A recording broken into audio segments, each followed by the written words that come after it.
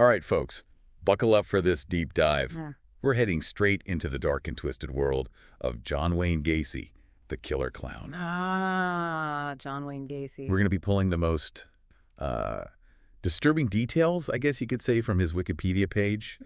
And trust me, it's a story that will stay with you. Yeah. Well, for me, the thing about this case that always sticks out is the sheer contrast, I guess you could say, between Gacy's, everyday life and the absolute horror of what he was actually doing. I mean, think about it. Yeah? This guy wasn't just some, creepy loner. He was out there. Right. He was like super involved in his community, having barbecues, dressing up as a clown. Like he was literally entertaining at kids' parties. Oh, yeah, I know. It's like something out of a nightmare. You think you know someone, and then boom, Right. a whole other side comes out. So how does a guy like that even become, where does it all start to go wrong? Well, I think you got to go back to the beginning. I mean, his childhood was, let's just say, far from perfect. Yeah. His father was an alcoholic, abusive, you know the type. That kind of guy who just tears you down constantly. Yeah. And, I mean, you can't really underestimate the lasting damage that kind of environment can inflict on a child, Absolutely. I mean, it makes you wonder, right?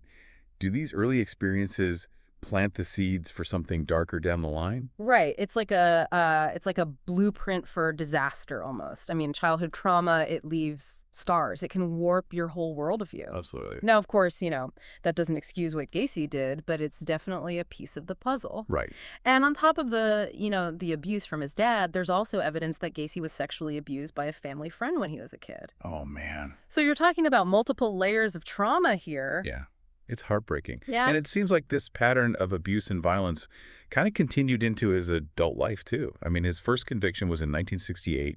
It was for sodomy, which basically means, forced sexual acts. Sure. And it was with a teenage boy. So already you see this disturbing pattern emerging. Oh, yeah. And, these early offenses, they're crucial because they show us that there was a pattern of predatory behavior there. Right. And that this behavior, it escalated over time. It's like a warning sign, a big flashing red light that unfortunately a lot of people missed.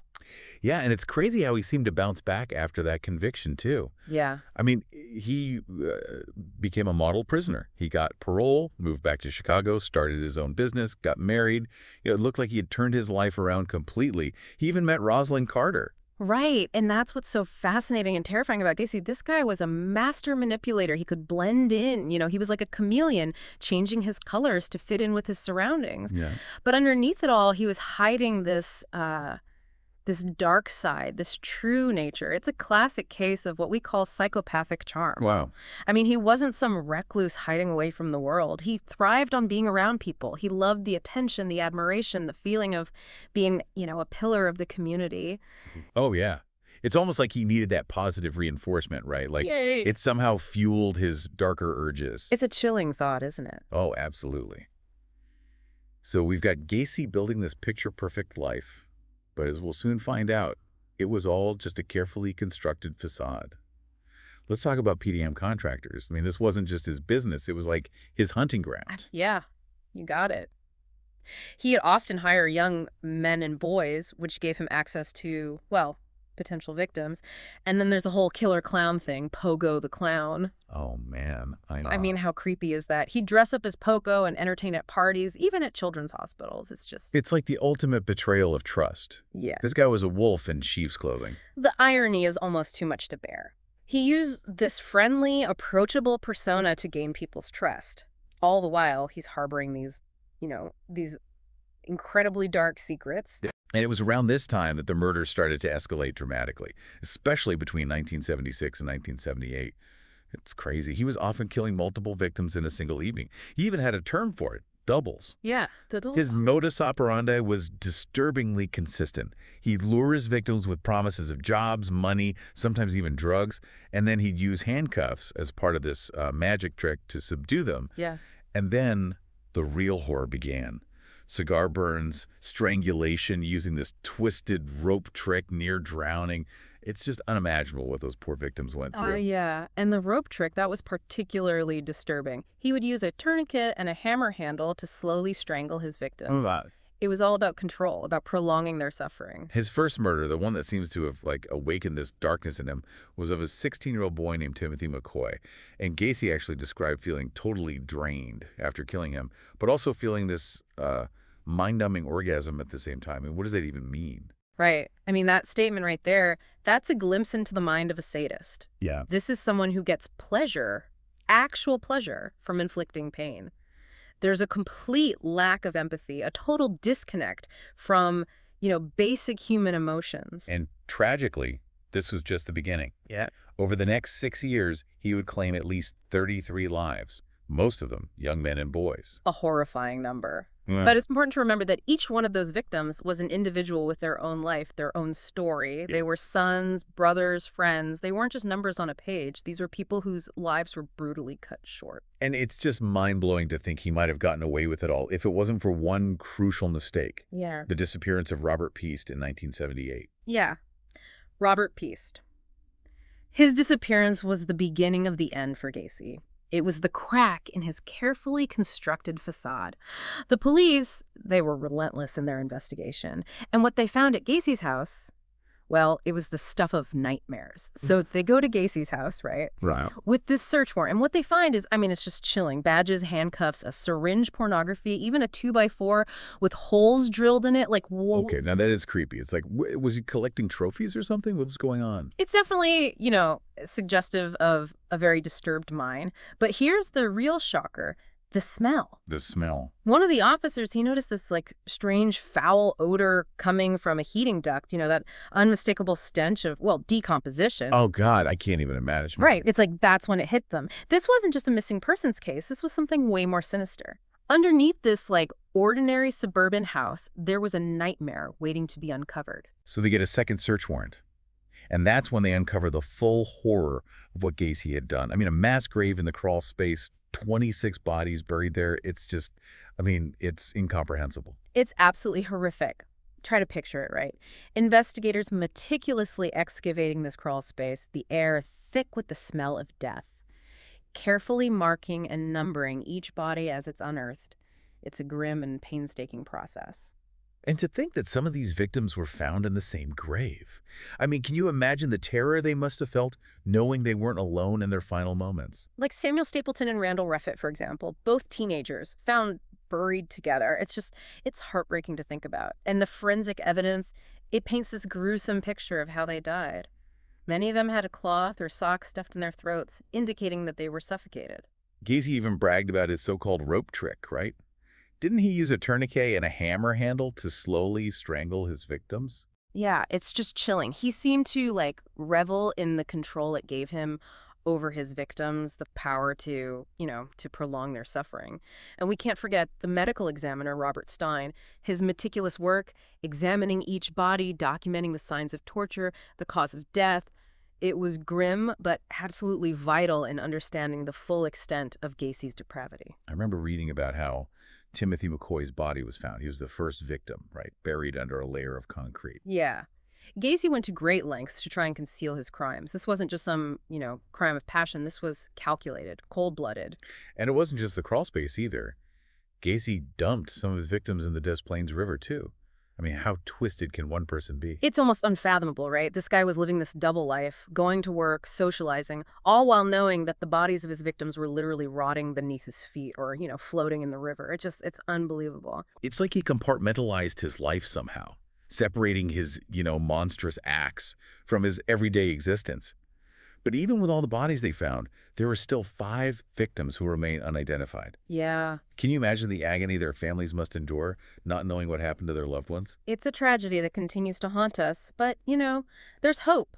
Authorities are using cutting-edge technology, things like DNA and forensic genealogy, to try and identify them to bring some measure of closure to their families. That's amazing. It's like forensic science is a beacon of hope in these dark cases. Hmm. Speaking of unsolved mysteries, let's talk about those associates that Gacy mentioned. Did he really have help with these murders?